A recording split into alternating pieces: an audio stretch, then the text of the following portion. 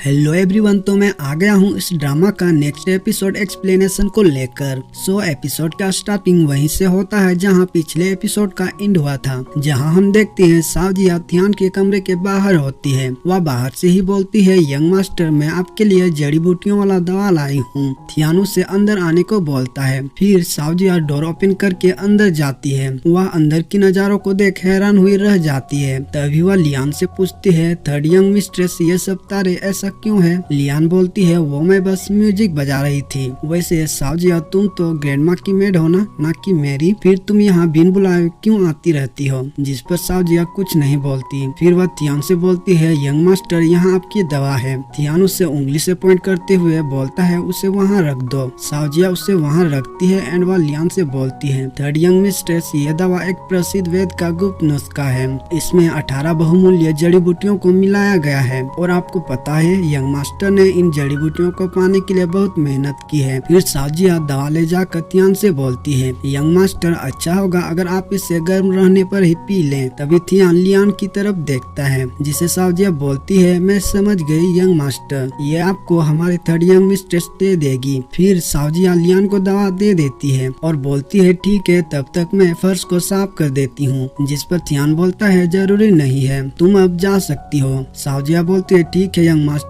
तब मैं पोट लेने बाद में वापस आती हूँ। इतना कह सावजिया वहाँ से जाने लगती है। लेकिन यहाँ सावजिया को थोड़ी शक हो गई है कि यहाँ कुछ तो अजीब चल रहा है, लेकिन क्या ये उसे पता नहीं होता। फिर सावजिया के वहाँ से जाते ही थियान सोफे से उठ जाता है और लियान से दवा लेकर दूसरी पोट पर डालने लगता है। जिसे देख लियान बोलती है, आप ऐसा क्यों कर रहे हैं? जिस पर थियान बोलता है, ना बार बार दवा लेना और ना ही इसे लेने से इनकार करना एक अच्छा विचार है। कभी कभी आपको इसे लेना पड़ता है और कभी कभी आपको इसे नहीं लेना चाहिए। लियान को तो थियान का कोई भी बात समझ नहीं आ रही होती है, इसलिए वह पूछती है, इससे आपका क्या मतलब है? थियान बोलता है, कुछ नहीं, मैं बस इतना कह रहा था कि चलो बाहर घूमने चलते हैं। ये सुन लियान तो बहुत ही खुश हो जाती है और वह बोलती है, वैसे भी मैं बहुत समय से बाहर नहीं गई हूँ। फिर दोनों महल के पीछे वाला जगह पर जाते हैं। वहाँ के ब्यूटी को देख लियान बोलती है, ये तो बहुत ही ज्यादा ब्यूटीफुल है, आखिर ये कौन सी जगह है? थियान बोलता है, ये मेरी ग्रैंडमा ने मेरे लिए बनवाई है। मैं जब बचपन में बीमार था तब मेरा अच्छे स्वास्थ्य के लिए मुझे यहाँ रखा गया था। वहाँ देखो, गार्डन ऑफ हर्नी, वो नाम जो तुम देख रही हो वो मैंने ही बगीचा के लिए लिखा है। तभी लियान उसे अपनी टूटी फूटी लैंग्वेज में पढ़ती है, शहद का रक्षक। जिस पर थियान बोलता है, क्या कहा तुमने? लियान बोलती है, शहद का रक्षक, ये एक सुंदर बगीचा है लेकिन इनका नाम बहुत ही अजीब है। ये सुन थियान हंसने लगता है। लियान बोलती है, तुम क्यों हंस रहे हो? क्या मैंने उसे गलत पढ़ा? थियान बोलता है, बिल्कुल नहीं, तुमने उसे सही पढ़ा है, वैसे तुम तो हमेशा से ही सही होती हो। तभी लियान फूलों को देख उसके पास चली जाती है और उन्हें बड़े ही प्यार से देखने लगती है और इधर थियान अपने आप से ही बोलने लगता है, पूरी तरह से गलत उच्चारण करना, क्या पढ़ी लिखी मिस दो असल में अनपढ़ है? इतनी अजीब बात है। देन फिर वह बोलता है, लेकिन वह काफी दिलचस्प है। यहाँ हमें थियान की बातों से तो यही पता चलता है कि अगर थियान को लियान की रियलिटी पता चल भी जाए तो उसे कोई फर्क नहीं पड़ने वाला, क्योंकि अब वह लियान को पसंद करने लगा है। वेल ये सीन यही कट होता है और हमें दो बियांग को दिखाते हैं जो अपनी सभी मेट के साथ बाहर आई होती है। तभी बियांग वहीं जलकुंड में मछली को देख मुस्कुराने लगती है। देन फिर वह आगे जाने लगती है और उसके पीछे पीछे सभी मेट भी जाने लगती है। तभी बियांग अचानक रुकती है और आगे के दोनों मेट से बोलती है, होंगलिंग और होंगलियान। फिर दोनों मेट बोलती है, यस मिस,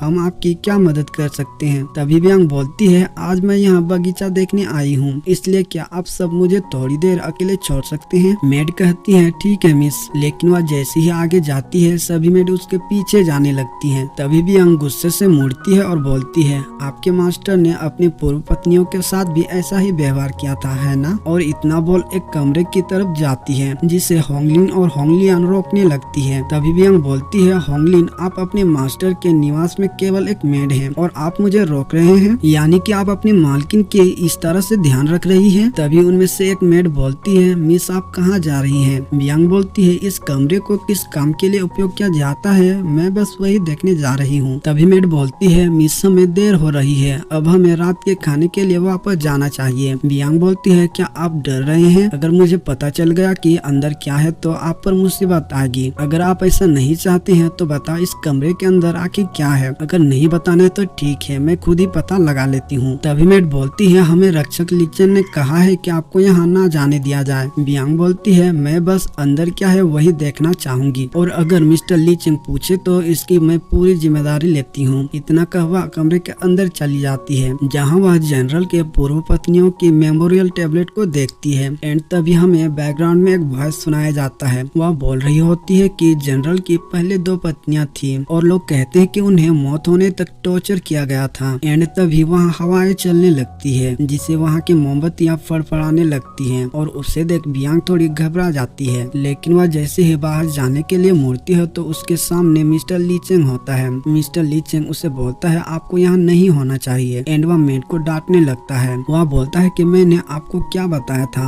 आपको समझ नहीं आती। दोनों मेड मिस्टर लीचेंग से सॉरी बोलती हैं। तभी बियांग बोलती है इसमें उनकी कोई गलती नहीं है, मैं खुद ही यहाँ आई हूँ। मिस्टर लीचेंग बोलता है कि मिस अब आपको आराम के लिए वापस जाना चाहिए, कृपया आप जाएं। जिसे सुन बियांग गुस्से से वहाँ से बाहर आ जाती है और ये सीन यही कट होता है। अब हम एक आदमी को देखते हैं जो कुछ सूखे जड़ी बूटियों को चेक कर रहा होता है। तभी उसके पास थियान आता है जो उसे मास्टर बुला रहा होता है। तभी मास्टर थियान को बोलते हैं तुम्हारा अभी अभी मैरिज हुआ है। थियान बोलता है तो मास्टर बोलते हैं तो तुम्हें अपनी पत्नी के साथ अधिक समय बिताना चाहिए। थियान बोलता है ऐसा है क्या? तभी फिर थियान बोलता है मास्टर एक बात है जो मुझे काफी परेशान कर रही है, जिस वजह से मुझे मेरी शादी में भी शक हो रहा है। मास्टर बोलते हैं तुम्हारी इन बातों से क्या मतलब है? यंगजो की मिस दू मेरी उम्र की है और अच्छी तरह से पढ़ी लिखी और सुसंस्कारी भी है, लेकिन जिससे मेरी शादी हुई है वो ये चीजों से पूरी तरह से अलग है। वो उम्र में मुझसे छोटी लगती है, हालांकि वो बहुत प्रीटी है और उसके चरित्र मानो एक वीर पुरुष हो। और सबसे इम्पोर्टेंट वो तो पढ़ी लिखी बिल्कुल भी नहीं है। आपको पता है उसने गार्डन ऑफ हनी को गार्ड ऑफ हनी पढ़ा, शहद का रक्षक, जो पूरी तरह से गलत है। और वैसे भी हमारे यहाँ पहले से ही शादी से चल रही है और ऊपर से ये चीजें ऐसा है, मुझे तो कुछ समझ नहीं आ रहा। मास्टर क्या आपको लगता है कि ये उसकी प्लान है कि उसने किसी तरह दुल्हन की अदला बदली की हो? मास्टर बोलते हैं शायद ऐसा नहीं होगा, वरना कब का कोई घटना घट जाता। वेल ये सीन यही कट होता है और हमें बियांग को दिखाते हैं जो अपनी पेरेंट्स को पत्र लिख रही होती है। वह पत्र में लिखती है पिताजी और माँ, यह आपकी बेटी है जो आपके अच्छे होने का कामना कर रही है। आपने कभी कल्पना नहीं की होगी कि मेरी शादी लिंजाओ की जगह जिंजाओ में जनरल युआन से हो गई है। अब मैं यहाँ जेल में रहने जैसा महसूस कर रही हूँ। ईमानदारी से आपकी बियांग। पत्र लिखने के बाद वह बोलती है भले ही मैं गलत ब्राइट सेडन पर बैठी, लेकिन एक मरते हुए आदमी के लिए दुर्भाग्य का प्रतिकार करने के लिए लिंजाओ में चीन निवास में शादी करना इससे बेहतर नहीं है। पता नहीं बहन लियान के साथ क्या हो रही होगी, क्या वह मेरी जैसी ही होगी? क्या वह लिंजाओ गई और अग्निकुंड में खुद को समा दी? फिर वह लियान का दिया हुआ गिफ्ट को देखते हुए बोलती है बहन लियान अब तुम कैसी हो, मुझे तुम्हारी चिंता हो रही है। इधर हम लियान को देखते हैं जो बोल रही होती है कि मैं बहुत बोर हो रही हूँ। तभी वह पेड़ के नीचे एक डंडे को देखती है जिससे उठाकर वह अपने कुंफू का अभ्यास करने लगती है, जिसे सावसी देख लेती है। फिर वह जल्दी से जाकर लियान को बोलती है याद रखे कि अब आप मिस दू हैं जो सुशिक्षित और शांत व्यवहार का है। और इन दोनों को थियान भी दूर से देख और सुन रहा होता है। तभी लियान बोलती है मैं बस लंबे समय से कुंफू का अभ्यास नहीं की हूँ, इसलिए मेरे हाथ को खुजली हो रही थी। जिस पर सावसी बोलती है अब आप ऐसा नहीं कर सकती, चाहे आपको कितनी भी कुंफू का खुजली क्यों ना हो। अगर आपको किसी ने देख लिया तो क्या होगा, इस बारे में सोचिए। लियान बोलती है ठीक है मैं समझ गई, मैं अब दोबारा अभ्यास नहीं करूंगी, ठीक है अब चलो भी। और उसे पकड़कर ले जाने लगती है। तभी सावसी बोलती है आप मिस है और मैं मेड। लियान कहती है ठीक है मैं उसकी तरह ही व्यवहार करूंगी। सावसी कहती है ये हुई ना बात, चलिए वहाँ जाकर बैठते हैं। इधर थियान मन ही मन बोलता है ये दोनों काफी नाटकिया हैं, जिस वजह से ये काफी दिलचस्प भी होने वाला है। फिर सावसी लियान को लेकर वहाँ बैठती है और चाय सर्व करती है और उससे बातें करने लगती है। तभी एक मेड वहाँ आती है और उन्हें बताती है कि यंग मास्टर ने आपको तत्काल याद किया है। लियान कहते हैं ठीक है हम आते हैं। वहाँ जाती ही लियान थियान से पूछती है कि इतना जरूरी क्यों बुलाया है। थियान बोलता है ये जरूरी भी है और नहीं भी। दरअसल आप कुछ ही दिनों से चीन निवास में रह रहे हैं, इसलिए रीति रिवाज के अनुसार हमें आपके परिवार को संदेश भेजना है कि आप यहाँ ठीक और सुरक्षित हैं। लियान कहती है फिर आप उसकी व्यवस्था कीजिए। फिर थियान जाकर टेबल का पेपर उठाता है और बोलता है मैंने उपहार का सूची बना लिया है, देखो अगर तुम्हें भी कुछ चीजें और ऐड करनी हो तो। लियान उसे देखती है और बोलती है सब ठीक है। तभी थियान बोलता है और हाँ मैंने साथ ही एक पत्र भी लिखा है, लेकिन तुम्हारे माता पिता के मैं सही से नाम नहीं लिख पा रहा हूँ, इसलिए क्या तुम इसे ठीक कर दोगी? ये सुन लियान तो शौक हो जाती है, क्योंकि वह और सावसी ही जानती है कि लियान तो पढ़ी लिखी नहीं है और ना ही असली बियांग, तो वो कैसे बियांग के पेरेंट्स के नाम लिख पाएगी। और ये सब तियान जानबूझकर कर रहा होता है। फिर लियान लिखने के लिए बैठ जाती है और चोरी चुप के साथ से उसकी लिखने में मदद करती है, लेकिन फिर भी वह नाम को सही से लिख नहीं पाती। सासी उसे कह रही होती है कि आपने गलत लिखा है, लेकिन लियान को तो कहाँ समझ आ रही थी। वह उसे उसी तरह ही रख देती है, जिसे बाद में देखकर तियान हंसने लगता है और बोलता है 3 अक्षरों में भी 2 अक्षर गलत है, वो ऐसा कैसे लिख सकती है। ऐसी भी कोई लड़की होगी जो अपने माता पिता का नाम नहीं लिख सकती। तभी वही सासी आती है, जिसे तियान ने ही बुलाया होता है। तियान सासी से कहता है तुम कोई आमेड नहीं हो, मैं चाहता हूँ कि तुम हमारे यहाँ अध्ययन में सेवा करो। सासी कहती है वैसे मैं यंगजो में ज्यादातर अध्ययन में ही काम की हूँ। तियान कहता ओ तो तुम पढ़ सकती हो। सासी कहती है हाँ। तियान बोलता है तुम्हारी मिस ने सिखाया, और क्या तुम लिख भी सकती हो? ये भी तुम्हें मिस ने ही सिखाया? सासी हाँ कहती है। तभी अचानक तियान सासी से कहता है तुम बहुत बड़ी झूठी हो। सासी घबराए हुए कहती है मैं इतना बड़ी झूठी कैसे हो सकती हूँ, मैंने क्या किया है? तियान कहता तुम हो, अगर नहीं तो बताओ। तुमने कहा कि तुम्हारी मिस ने लिखना पढ़ना सिखाया है तुम्हें, लेकिन उनकी ही लिखावट इतनी खराब कैसे हो सकती है, और वो भी गलत। मुझे सच बताओ आखिर ये सब क्या चल रहा है? जब वह बगीचा में डंडे को तलवार की तरह चला रही थी तब तुमने उसे रोका और एक संस्कारी बहू की तरह व्यवहार करने को कहा, जो सब कुछ मैं भी देख रहा था, लेकिन तुमने मुझे नहीं देखा। तुम्हारी हिम्मत कैसे हुई 2 परिवार होने का दिखावा करने की? तभी सासी नील डाउन होकर तियान से सॉरी करते हुए बोलती है मैं दिखावा नहीं कर रही थी, मैं 2 परिवार से ही हूँ, लेकिन मिस ली नहीं। तियान बोलता है बस मुझे सच बताओ। फिर सासी तियान को सच बताती है कि किस तरह उनकी दुल्हन की अदला बदली हुई और ना चाहते हुए भी